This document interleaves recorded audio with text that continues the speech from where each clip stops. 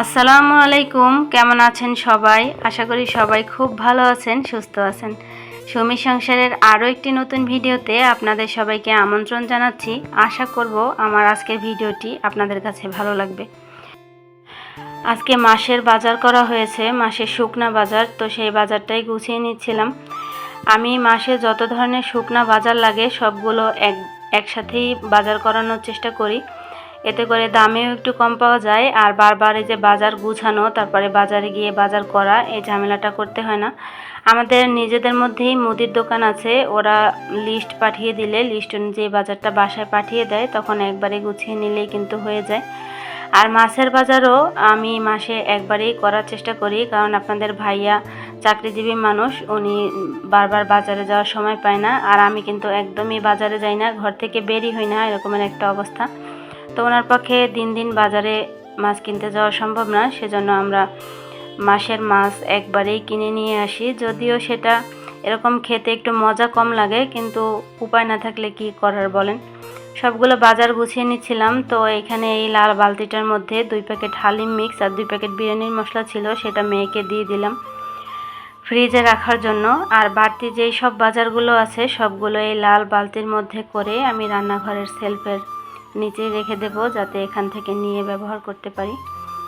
আর এই যে মুড়ি আনিয়েছি 1 কেজি, সেই মুড়িটাও আমি বক্স জারের মধ্যে ঢুকিয়ে নেব। তো আমি মুড়ি সবসময় একটা চালনি দিয়ে চেলে তারপরে এই জারে ঢুকাই, তাহলে যখন তখন নিয়ে খাওয়া যায়, ঝাড়াঝাড়ি করতে হয় না। কিন্তু আজকে আমার হাতে একটু সময় কম ছিল, সেজন্য আমি আর এরকম করলাম না।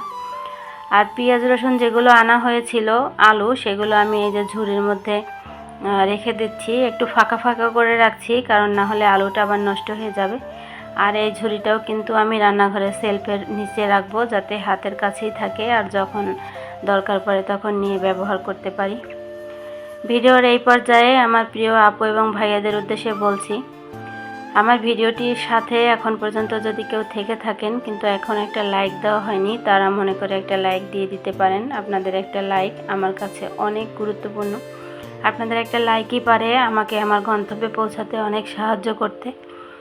ডাল আনা হয়েছে আর চিনিও আনা হয়েছে, তো সেগুলো একটু রিফিল করে নিচ্ছিলাম। এবার দেশি ডালটা আনিয়েছি, কারণ ইন্ডিয়ান ডালের থেকে দেশি ডালটা খেতে আমার কাছে কিন্তু বেশি ভালো লাগে। চা পাতাও শেষ হয়ে গিয়েছিল, সেটাও আমি রিফিল করে নিলাম। আর এই সব জারগুলো আমি রান্নাঘরেই নিজেরাই একটা অর্গানাইজার বানিয়ে নিয়েছি মেলামাইন বোর্ড দিয়ে, সেই বোর্ডের উপরে রেখে দিলাম। এখান থেকে নিয়ে ব্যবহার করতে অনেকটা সহজ হয়। আর এগুলো নিচে রাখলে নিচ দিয়ে ঝুঁকে ঝুঁকে উঠাতে অনেকটা কষ্ট হয়, সেজন্যই আপনাদের ভাইয়াকে দিয়ে আমি এই মেলামাইন বোর্ড দিয়ে অর্গানাইজারটা বানিয়ে নিয়েছি। 2 কেস ডিম আনা হয়েছে, ডিমগুলোকে ধোবো, সেজন্য ঝুড়িতে নিয়ে নিয়েছি। আর এই যে ভীম লিকুইডটাও রিফিল করে নিলাম। আর ভীম লিকুইডের মধ্যে একটু পানি মিশিয়ে নেই সব সময়, এতে করে আমার কাছে ব্যবহার করতে ভালো লাগে। না হলে বেশি আঠা আঠা একটা ভাব থাকে, আর এরকম একটু পানি মিশিয়ে নিলে লিকুইডটা একটু পাতলা হয়, তখন ব্যবহার করতে একটু সুবিধা হয়। এই জিনিসটা আপনাদের ভাই আমাকে বলে দিয়েছে, আমি যদি নাও মিশাই আপনাদের ভাইয়া কিন্তু প্রয়োজন মতন পানি মিশিয়ে রাখবে, সেজন্য আমি আমার প্রয়োজন মতন পানি আগে দিয়ে। এখন ডিমগুলো ধোয়ার আগে কয়েকটা থালাবাটি ছিল, সেগুলোকে ধুয়ে নিচ্ছি। থালাবাটি ধোয়া হচ্ছে এমন একটা জিনিস, এই যে এখন ধুয়ে রেখে সিঙ্ক একদম পরিষ্কার করে রেখে গেলেও একটু পরে এসে দেখবো আবার 2-4টা জমে আছে, থালাবাটি ধোয়া যেন একদম শেষই হতে চায় না, এমন অবস্থা। আর এখন ডিমগুলোকে সুন্দর করে ধুয়ে নেব। এখানে 60টা ডিম আছে, আর এই ডিমগুলো ধুতে অনেকটা সময় লাগবে। ডিমগুলোতে এত ময়লা ছিল, মনে হচ্ছিল যে ডিমগুলো মনে হয় ময়লার উপর দিয়ে গড়িয়ে তারপরে আনা হয়েছে। এগুলো এখন একদম ভীম লিকুইড দিয়ে ডলে ডলে অনেকটা সময় নিয়ে আমি ধুয়েছি। আর এরই ফাঁকে আমি কিন্তু রান্নাবান্নাও করে নিয়েছি। আজকে রান্না করেছি ডিম দিয়ে আলু দিয়ে ঝোল, আর রান্না করেছি ডাল ভুনা, ডাল চচ্চড়ি আর কি, হাতে মেখে এটা রান্না করেছি। আজকে যেহেতু বাড়তি অনেক কাজ করেছি, সেজন্য রান্নার আর তেমন একটা প্যারা নিলাম না। আর আমি একটা কথা বললে আপনারা হাসেন, সেটা হচ্ছে জ্বালার উপরে যন্ত্রণা। জ্বালার উপরে যন্ত্রণা বলবো না কি বলবো, দেখেন তো অবস্থা। ওই যে কিছুদিন আগে দুধ জমে গিয়েছিল, সেখান থেকে কিছুটা ছানা পেয়েছি। তো এর আগেও কিন্তু আমি ছানা দিয়ে রসমালাই তৈরি করেছি, সেটা জমে যাওয়া দুধের ছানা দিয়ে। আজকেও ভেবেছিলাম কিছুটা ছানা যখন আছে এটা দিয়ে রসমালাই বানিয়ে নিই।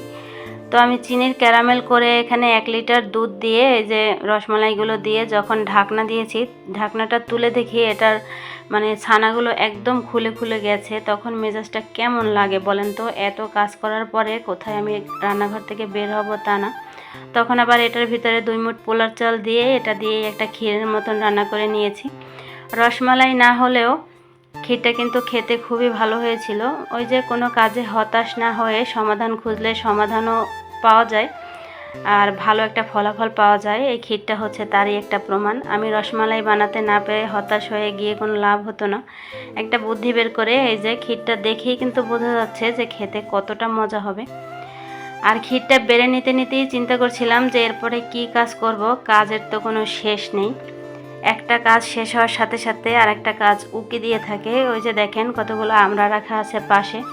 এই আমড়াগুলো আপনাদের ভাইয়া নিয়ে এসেছে, আমার মেয়ে খেতে পছন্দ করে, সেজন্য।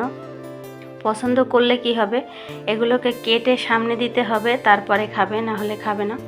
তো আমি সারাদিন সময় পাইনি আর কেটে দিতেও পারিনি আর সে খায়ও নি। তো এই যে আমরা এরকম সিলে দেব আর সে যে গ্রেটার আছে না, গ্রেটার দিয়ে গ্রেট করে তারপরে ভর্তা করে খাবে। আজকালকার বাচ্চাদের মধ্যে না কাজ শেখার কোনো আগ্রহই নেই। ওরা বোঝে না যে কাজ শিখে রাখলে কি সমস্যা, ভবিষ্যতে যদি লাগে তাহলে করব, আর যদি না লাগে তাহলে করব না। শেখা থাকলে তো সমস্যা নেই। ওরা এটা কেন যেন বুঝতেই চায় না। আগে আমাদের মা কি আমাদেরকে এরকমের আমড়া কেটে দিত? কখনোই না। আমরা গাছ থেকে নিজেরাই পারতাম, আবার নিজেরাই কেটে তারপরে খেতাম। যাই হোক, ওইসব কথা এখন তো আর বলে লাভ নেই। আমরা এসব কথা বলতে গেলে ওদের কাছ থেকে শুনতে হয় তোমরা আগের দিনের মানুষ আর আমরা এখনকার দিনের মানুষ।